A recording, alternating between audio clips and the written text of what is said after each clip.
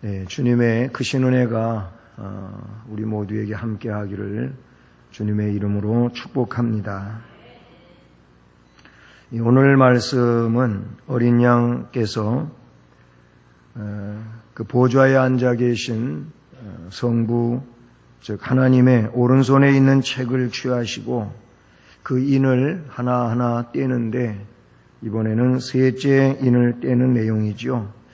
우리가 앞에서 살펴본 것처럼 첫째 인을 떼었을 때에는 백말, 흰말을 탄 자가 나왔었지요. 그런데 흰말을 탄 자가 활을 가지고 나와서 이기고 또 이기려고 했다는 겁니다. 완전 승리를 이룰 수 없고 이렇게 이기고 또 이기려 하는 가운데 결국 사람들은 힘들어지는 그런 내용에 대한 말씀들이었죠. 둘째 인을 떼었을 때에는 붉은 말을 탄 자가 나왔다고 말하고 있습니다. 이 붉은 말과 그 탄 자는 땅에서 화평을 제하고 막 사람끼리 서로 죽이게 하며 큰 칼을 가지고 있었다고 기록하고 있습니다. 그런데 오늘 셋째 인을 뗄 때에는 검은 말을 탄 자가 나왔고 저울을 가지고 나왔다 그랬어요. 그리고 밀 한 대, 또 보리석 대, 이거를 한 데나리온을 가지고 밀 한 대, 그리고 보리석 대밖에 살 수 없는 그런 상황이 빚어지고 있다는 것과 감람류와 포도주는 해치지 말라, 이런 말씀으로 오늘 말씀은 그렇게 나타내주고 있습니다. 자, 여기 셋째 인을 떼었을 때 검은 말과 그 검은 말을 탄 자, 오늘 말씀에서는 그것은 바로 기근을 가져오고 있다고 하는 것을 말씀해 주고 있습니다. 기근을 가져오는 검은 말.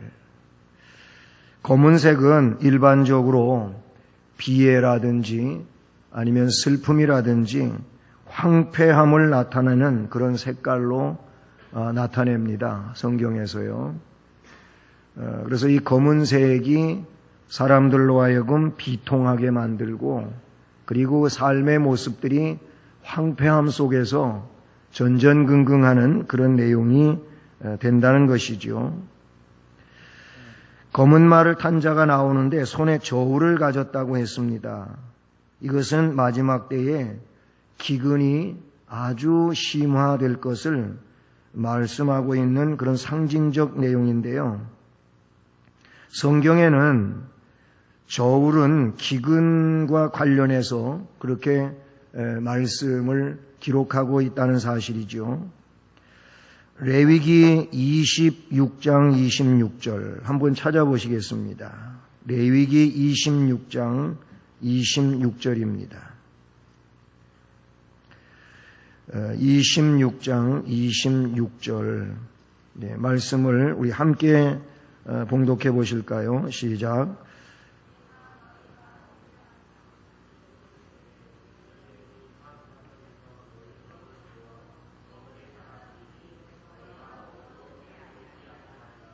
아멘.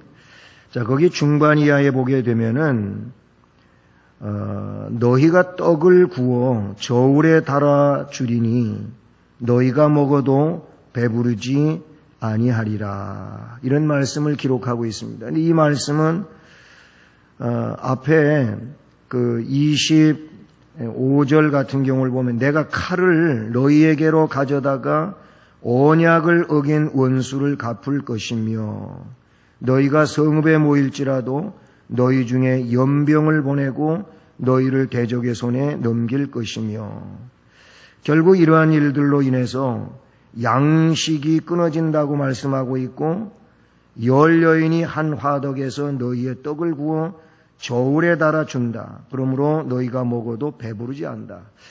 굉장히 배를 채울 수 있을 만큼의 그런 떡이 나에게 공급되어지는 것이 아니고, 저울에 단다고 하는 것은 어떤 공평성을 의미하기도 하는데, 그러니까 작은 양을 나눠주는 이런 내용으로 바로 이 레위기 말씀에는 기록하고 있습니다.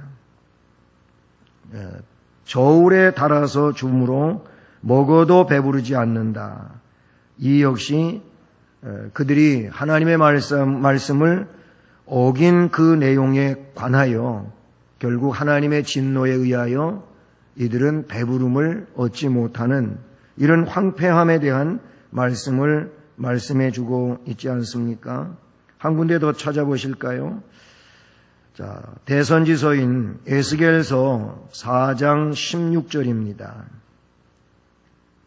에스겔 4장 16절, 17절 두 절 말씀인데요. 같이 또 읽습니다. 시작.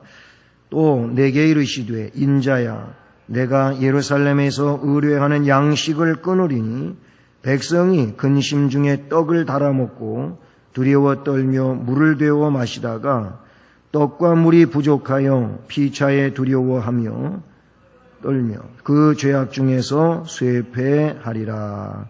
아멘. 여기 말씀에도 보게 되면은 이들에게 양식이 끊어진다고 말씀하고 있어요. 그래서 백성들이 근심 중에 떡을 달아먹고 두려워 떨며 물을 데워 마신다. 이 또한 떡을 달아먹고 물을 데워 마신다고 하는 것도 떡과 물이 부족해서 피차에 두려워하는 떠는 이런 일이 발생할 것을 말씀하고 있는데 이 검은 말이 저울을 가지고 나왔다고 하는 것은 그러므로 기근의 상태, 식량이 부족한 상태 이런 것들을 이 말씀에서 우리에게 나타내 주고 있다는 사실이죠. 예수님께서도 마태복음 24장 7절에서 이 종말과 관계하여 말씀할 때 민족이 민족을, 나라가 나라를 대적하여 일어나겠고 그때 곳곳에 기근과 지진이 있다. 기근이 있다고 말씀하고 있습니다. 그러면서 이것이 재난의 시작이니라 라고 하셨습니다. 그런데 이 예수님이 하신 말씀을 오늘 요한계시록 바로 이 셋째 인을 떼는 것과 관하여 어떻게 보면은 적중하고 있는 그런 예언의 성취, 역사적 사건이라고 그렇게 볼 수 있는 것이죠. 흰말을 타고 나오는 이 백마를 타고 나오는 이때 활을 가진 자 그는 이기고 또 이기더라. 전쟁입니다. 전쟁. 그 다음에 두 번째로 4절에 나오고 있는 붉은 말이 나와서 땅에서 나오는데 화평을 제한다. 서로 죽이게 한다. 큰 칼을 받았더라. 이는 모두 마지막 때에 이 땅에 전쟁이 계속적으로 일어나는 일들에 대한 말씀들이죠. 그래서 셋째 인을 떼면서 검은 말이 나오는 이 내용은 전쟁이 있을 이 땅에 기근이 있는 것은 당연한 일이 아닐 수가 없지요. 그렇잖아요. 전쟁이라고 하는 것은 어때요? 모든 것을 황폐화시키는 겁니다. 다 무너지게 하는 거지요. 예? 우리나라가 뭐 이런 찬란한 그런 역사를 이룬 상태는 아니었지만 그래도 나라가 안정되고 집을 짓고 도성에 살고 사람들은 그렇게 살던 때에 전쟁이 일어났어요. 6.25. 그래서 서울도 다 무너지고 오가는 다리도 끊어지고 사람 살 집들이 없어지고 움막을 짓고 천막을 치고 그렇게 살았단 말이죠. 이렇게 전쟁이 있으면 농사도 못 짓지요. 있던 곡식들도 다 불타고 없어지지요. 먹을 것이 없게 된다 그런 얘기죠. 하나님은 이 땅에 사실은 복 주셨습니다. 우리나라만이 아니고 세계가 그런 것이죠. 하나님은 그렇게 만드셨던 겁니다. 이른 비로 늦은 비로 태양빛을 비추고 만물을 소송케 하시고 모든 여건이 사람이 살아갈 수 있는 최적의 조건을 만들어 주시고 그 속에서 살도록 하셨단 말입니다. 에덴 동산은 더없이 그렇게 행복한 곳이었단 말이죠. 하나님의 명령을 어긴 아담과 하와는 동산의 행복을 송두리째 빼앗기고 이제 황무지로 쫓겨나게 됩니다. 그래서 가시덤불 엉겅퀴가 너를 괴롭게 한다고 말씀하였고, 너는 땅을 그렇게 개간하고 일고 그리고 곡식을 심고 그것을 가꾸고 거둬야 되는 이런 노동에 대한 수고를 말았고, 아내들, 여인들은 해산의 수고를 더하여야 하는, 그렇게 살면서도 필경은 죽어야 되는 이런 존재라고 하는 거예요. 그러니까 하나님이 만들어주신 모든 행복이 하나님같이 되고자 하는 그 욕심 때문에 깨지고 마른 거예요. 불행하게 된 겁니다. 그래서 동산의 행복 없이 황폐함 속에 살아가는 이런 상황이 됐단 말이죠. 그때 이후 역시 하나님이 그렇게 사람이 살아갈 수 있는 여건을 마련해 주셨지만은 이 풍족한 삶 속에서 사람들은 하나님의 은총을 감사할 줄 모르지요. 오히려 만족할 줄 모르고 감사할 줄 모르고 하나님께 대하여 원망하고 불평하고 그리고 하나님을 대적하는 이런 일까지 서슴없이 행하게 되지요. 이렇게 하나님 앞에 패역하게 되므로 하나님은 진노하신다는 사실이지요.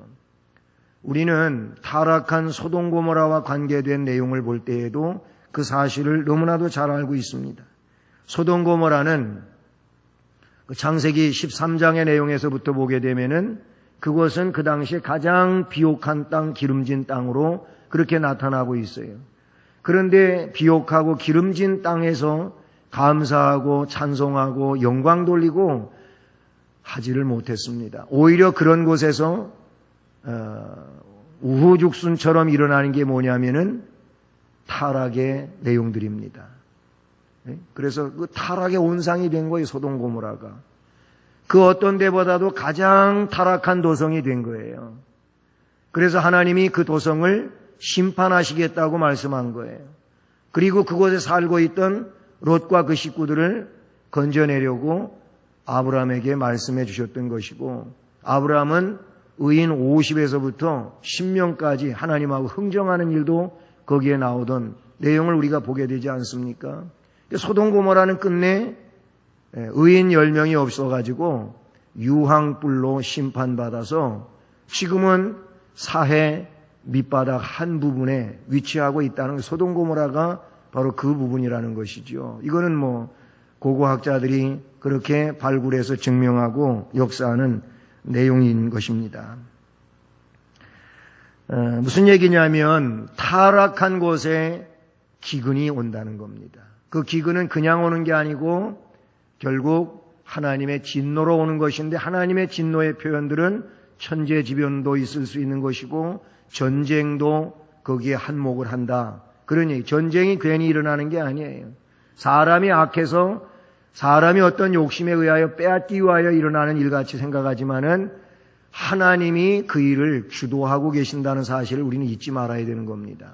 그래서 타락한 곳에는 하나님께서 전쟁이 일어나게 하는 거예요. 그래서 서로 치고받고 싸우는 이런 일 속에서 결국 터지는 건, 죽고 그리고 고통당하는 것은 그 죄악 중에서 하나님 대적하며 살던 백성들이 겪는 그런 일이라고 하는 것을 우리에게 나타내주고 있다는 사실이지요. 검은 말은 기근을 가져옵니다. 오늘 이 말씀 속에서 우리가 그런 내용을 찾아보게 되고요. 그러면 말씀드린 것처럼 그렇게 검은 말이 기근을 가져오기 때문에 식량 문제가 아주 심각한 이런 시대가 된다는 사실을 말씀해 주고 있죠. 말씀드린 것처럼 그 검은 말을 탄 자는 손에 저울을 가졌다고 했고요. 검은 빛은 슬픔과 비참함을 상징하는 것이라고 그랬습니다. 피비린내 나는 전쟁 뒤에는 슬픔과 비통한 일밖에 없지요. 죽음과 파괴로 인하여 빛이 존재하는 암흑세계가 되고, 그런 곳에는 막 약탈, 살인 또는 강간 이런 것이 자행이 되고 법이 존재하지 않는 그런 불법 천지가 되는 겁니다. 거기에는 그렇게 사람들이 여러 가지로 용이하게 사용하던 전기라든지 수도라든지 아니면 그런 식량 아니면 사람들이 먹고 마실 수 있는 그런 식품들 다 고갈되는 겁니다. 아까 낮에도 점심 식사를 가가지고서 잠깐 뉴스를 보는 가운데 어느 세계 어느 곳에 뭐 에콰도르인지 어디에 막 그냥 약탈이 지금 자행되고 있는 거예요. 어떤 상점을 열어놓고 손님을 기다리는 게 두렵다는 거예요. 왜 그러냐 그랬더니 거기 너무나도 지금 재정난이 심각해가지고 그래서 이 남자들이 막 그냥 10명, 15명, 20명 때려지어 다니면서 문이 열려있으면 그냥 들어가는 거고 문이 잠겨있으면 부수고 그냥 들어가가지고 거기 상점에 있는 먹을거리들을 무조건 다 그냥 다 집어가는 거예요. 어떻게 할 수가 없는 그런 상황이라고 난 뉴스에 그 장면을 잠깐 봤습니다. 여러분 지금 이 시대는 우리나라는 너무나도 지금 행복한 겁니다. 여러분 감사할 수 있기를 바랍니다. 그렇잖아요. 글쎄 그래도 이런 상황 속에서도 너무 가진 게 없고 그래서 노숙을 하고 그래서 먹을 게 없고 뭐 어떤 데 가서 얻어먹고 이런 사람도 없지 않아 있지만은 여러분 우리나라는 식량이 남아 돌아갑니다. 남아 돌아간단 말이에요. 풍부하단 말이에요. 그렇잖아요.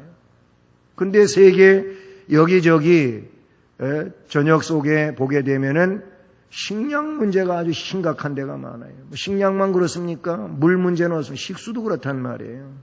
그냥 웅덩이에 고여있는 썩어있는 이 물도 그걸 그냥 흙물 같은 그런 물을 퍼다가 정수도 안 한 채 마시고 사는 그래서 막 바이러스가 저들에게 발생되고 이들이 질병에 시달리고 이런 일들이 많단 말이에요. 북한은 어떻습니까? 뭐 그 몇 프로 내지의 사람들만 그냥 잘 살지요. 선전용으로 그렇게 한다는 거예요. 그런데 대다수는 지금 기아 상태에 있다는 얘기가 사실적인 얘기라 그런 얘기예요. 한 데나리온의 밀 한 데라, 한 데나리온의 보리 석 대다.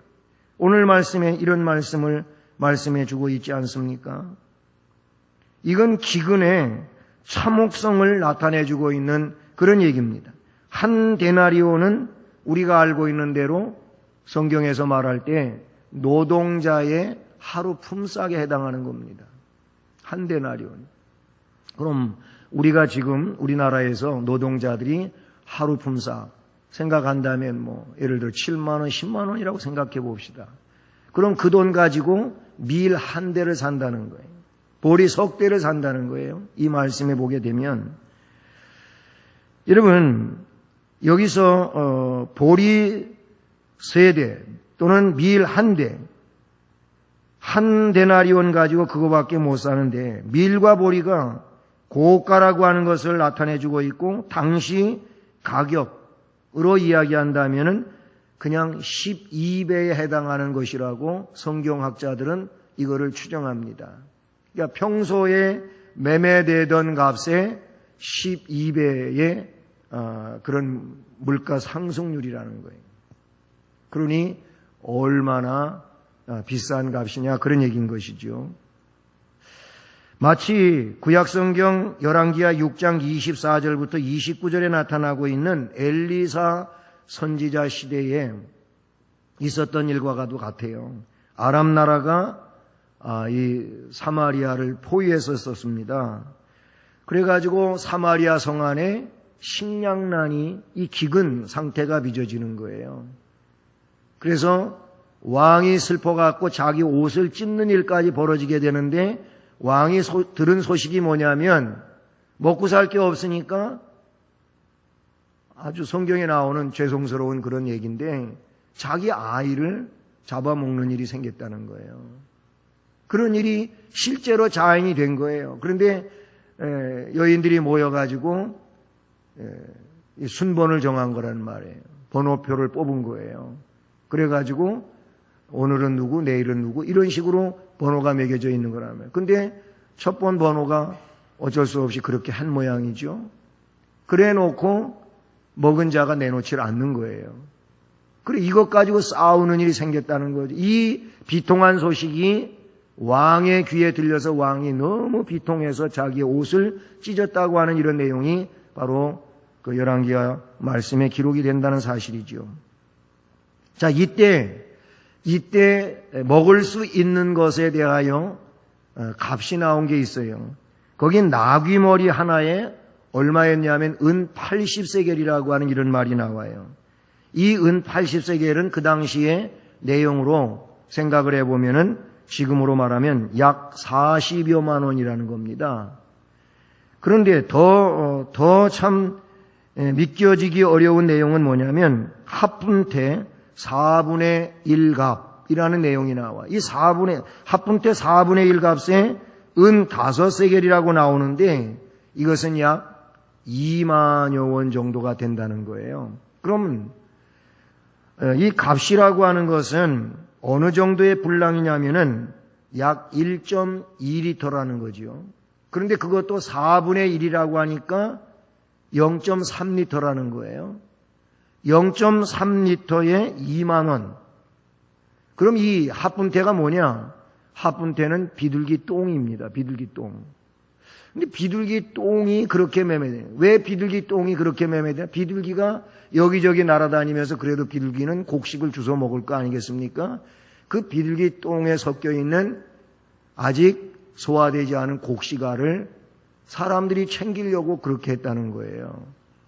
잘 믿겨지기 어려운 얘기지만은 그런 내용이 열왕기하 6장 24절부터 29절 말씀에 기록이 되어지고 있다는 겁니다. 이 또한 그 기근의 상태 속에서 아람 나라가 쳐들어와서 사마리아를 에워싸고 그래서 사마리아 성 안에 포위되어 있는 상황에서 성 안에 있는 사람들이 식량이 다 고갈이 돼서 그런 거라도 사서 먹고 살려고 했다는 이런 얘기. 그것도 역시 기근, 즉 식량의 고갈 상태를 말하고 값비싼 이런 매매 가격을 이야기하고 있다는 사실이죠. 그러니 한 데나리온의 밀 한 대요, 한 데나리온의 보리 석 대라고 하는 이 말씀은 기근으로 인한 양식의 부족 상태를 잘 나타내주고 있다. 이렇게 볼 수 있는 겁니다. 검은 말을 탄 자가 손에 저울을 가졌다고 하는 이 말씀은 그러므로 너무나도 힘겨운 그런 시대를 말해주고 있는데 그것은 바로 식량 문제가 심각한 시대다라는 겁니다.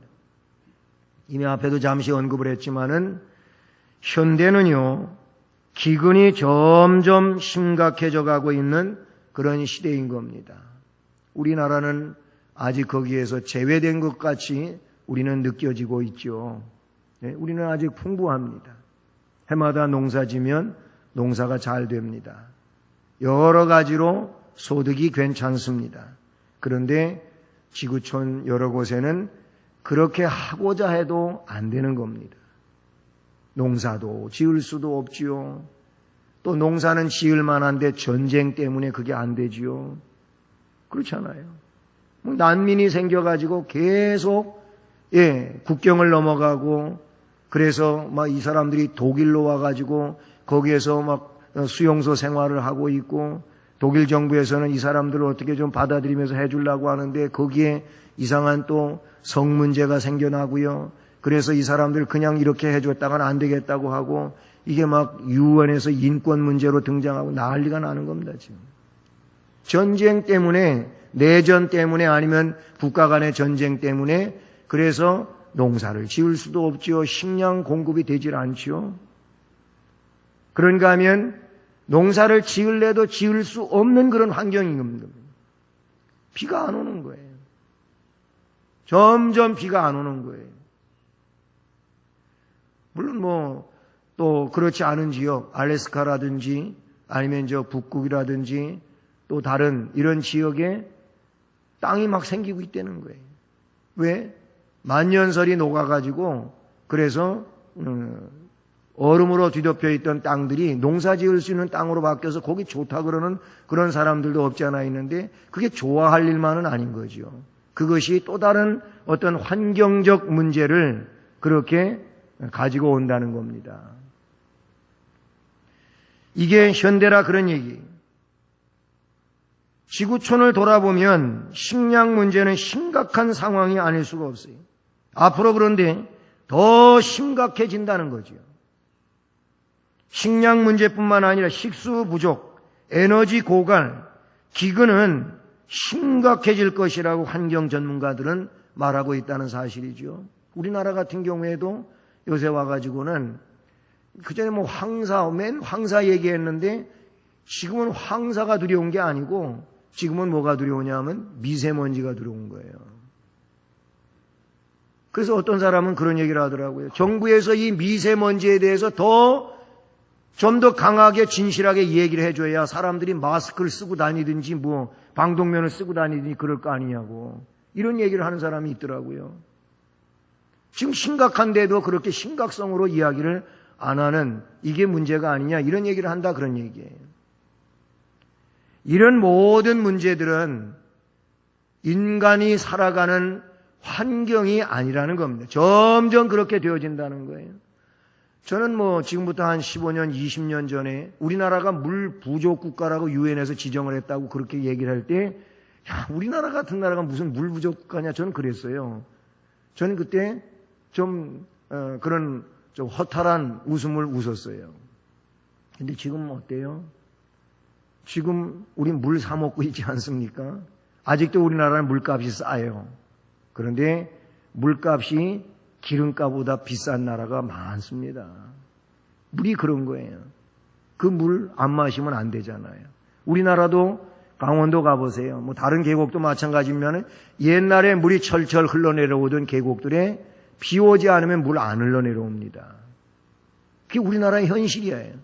많이 물이 흘러내려온 계곡도 물이 이제는 쫄쫄쫄쫄 흘러내려와요. 가보면은 한 10년 전에 20년 전에 갔던 계곡이 완전히 달라졌어요. 그게 현실이에요 지금. 왜 그렇게 됩니까? 환경의 문제라는 거죠. 환경의 문제라는 거예요. 자연이 하나님이 세워놓은 질서와 그대로 순환되어지지 않는 이런 문제점이 있다. 하나님이 부족해서가 아니에요. 사람이 그렇게 망가뜨리고 있다는 내용을 우리는 볼 수밖에 없는 것이죠. 학자는 2030년이 되면 물 부족 사태가 일어날 것이고 대체 에너지가 만들어지지 않는다면 에너지 문제로 사람들은 심각해진다는 그런 연구 결과를 발표합니다. 사랑하는 여러분, 그런데 오늘 말씀에 소망이 있습니다. 어떤 소망이 있느냐 하면 말씀 마지막 부분에 보면 또 감람류와 포도주는 해치지 말라 하더라 이런 말씀이 기록이 되는데요. 이 말씀의 의미가 어떤 것일까요? 그냥 문자적으로 하면 감람류, 포도주 그렇게 우리는 이해할 수가 있겠죠. 그런데 성경에서 감람류와 포도주에 대한 거기 담겨져 있는 영적 의미들을 우리가 찾아보게 되면은 하나님 백성이라는 거예요. 감람류, 포도주, 하나님 백성입니다. 하나님 백성이에요. 물론 하나님 백성이라고 해서 뭐 우리나라가 다 식량난에 허덕일 때 하나님 백성은 식량난을 겪지 않는다 그건 아니죠. 그러나 하나님은 하나님의 백성을 지키고 보호하셔서 이들이 하나님 은혜 가운데 살 것이고 천국 가는데 지장이 없을 것이라고 말씀해 주시는 내용인 줄로 믿습니다. 성경은 감람류와 포도주는 성전에서 사용되는 물질이고 그리고 이것은 성도를 의미하는 거 있다는 사실이죠. 이사야 5장 1절과 2절에 보면은 나는 내가 사랑하는 자를 위하여 노력하되 내가 사랑하는 자의 포도원을 노래하리라. 내가 사랑하는 자에게 포도원에 있으며 심히 기름진 사내로다. 땅을 파서 돌을 제하고 극상품 포도나무를 심었도다. 그 중에 망대를 세웠고 또 그 안에 술틀을 팠도다. 좋은 포도 열매 맺기를 바랐더니 들 포도를 맺었도다. 여러분, 이 말씀은 하나님께서 포도원을 만드셨어요. 이 포도원은 신약의 의미는 교회인 것입니다. 여러분, 우리는 하나님이 만드신 포도원 안에 포도나무들입니다. 우리가 맺어야 할 열매는 하나님이 원하시는 극상품 포도 열매인 줄로 믿습니다. 우리가 들포도를 맺으면 안 된다, 그런 얘기예요. 그러니까 바른 신앙으로 하나님이 요구하시는 신앙적 열매를 맺는 자가 감람류와 포도주가 될 것이고, 이것은 해치지 말라고 하신 것처럼 역시 하나님의 원하심을 따라 믿음 안에 사는 이들은 하나님께서 지키실 줄로 믿습니다. 그러므로 본문은 생명의 근원이신 하나님께서 믿음의 뿌리를 그 하나님께 깊이 내리고 있는 의인들을 보호하시는 하나님의 은혜를 나타내주고 있다고 말할 수 있다는 사실이죠. 우리 주님께는 영원히 목마르지 아니하는 생명수가 함께하는 줄로 믿습니다.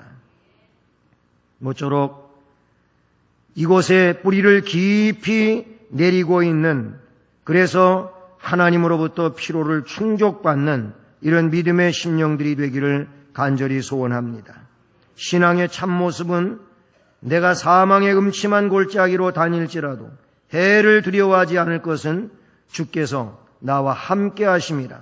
주의 지팡이와 막대기가 나를 안위하시나이다. 라는 이 고백이 우리 안에 있어야 될 줄로 믿습니다. 이 셋째 인을 뗄 때에 검은 말이 나오고 또 그 말을 탄 자가 저울을 가지고 나왔다고 하는 이 부분에 대하여 우리가 오늘 말씀을 들었습니다. 이것은 마지막 때 전쟁 혹은 다른 천재지변 그런 일들로 인한 기근에 관하여 말씀하고 있는 내용들이라는 것이죠. 그런데 이런 일들이 뒤에 가면은 무슨 몇 분의 1, 몇 분의 1 이런 얘기로 나오고 있습니다만은 이게 지금 실제적으로 지구상에 그렇게 이루어져 가고 있다는 사실을 기억하고, 우리는 아직 그런 상황에 있지 않은 것을 감사하고, 이런 때에 믿음의 나태함이 아닌 오히려 믿음에 더 하나님이 원하시는 그런 정금과 같은 신앙으로서 세워져 가는 우리의 열정이 있기를 주님의 이름으로 축복합니다. 우리 찬송하시겠습니다.